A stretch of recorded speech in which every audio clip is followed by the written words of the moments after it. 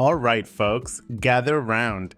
We're about to embark on a magical journey to the land of deliciousness. Today we're making something that will make your taste buds dance and your heart sing. Homemade donut holes. That's right, those little bites of heaven you always grab a dozen of at the donut shop. But today we're making them right in our own kitchen, so roll up those sleeves and let's get frying. First up, we need to get our dry ingredients ready. Grab a large mixing bowl and toss in 2 cups of all-purpose flour, 2 tablespoons of sugar, 2 teaspoons of baking powder, half a teaspoon of salt, and half a teaspoon of ground cinnamon. Give it a good whisk. This is where the magic starts. Think of it as the floury base camp before our flavor expedition. You with me? Good. Now, let's talk about the wet ingredients. In another bowl, because we're fancy like that, whisk together 2/3 cup of milk, 2 large eggs, 2 tablespoons of melted butter, and 1 teaspoon of vanilla extract.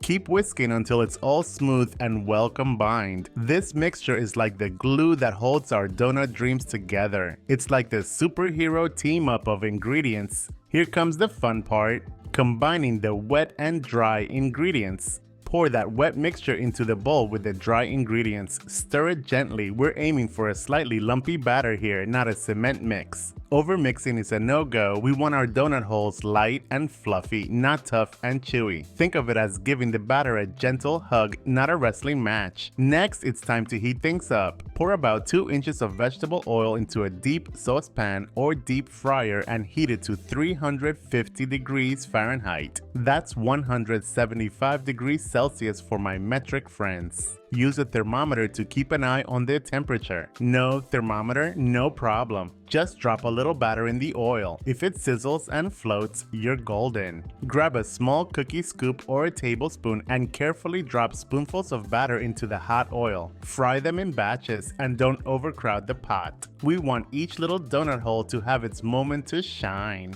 Fry for about 2 to 3 minutes, turning them occasionally until they're golden brown and gorgeous. They should look like tiny golden nuggets of joy. Use a slotted spoon to transfer the donut holes to a paper towel-lined plate to drain off any excess oil. Now, while they're still warm, it's time to give them a sweet little coat. Roll those warm donut holes in a mixture of half a cup of granulated sugar and 1 teaspoon of ground cinnamon. Oh yeah, baby, we're going full cinnamon sugar magic here. And there you have it. Warm, fresh, and oh so irresistible homemade donut holes. Perfect for breakfast, a snack, or just because you deserve it. Remember, the full written recipe is over at kelvinskitchen.com, so head on over there to grab all the details. Now, before you dive in, here's a little joke to keep things light. Why did the donut go to the dentist? Because it needed a filling. Alright, enough of that. Go enjoy those donut holes. And remember, keep it sassy and delicious. Catch you next time, Kitchen Wizards!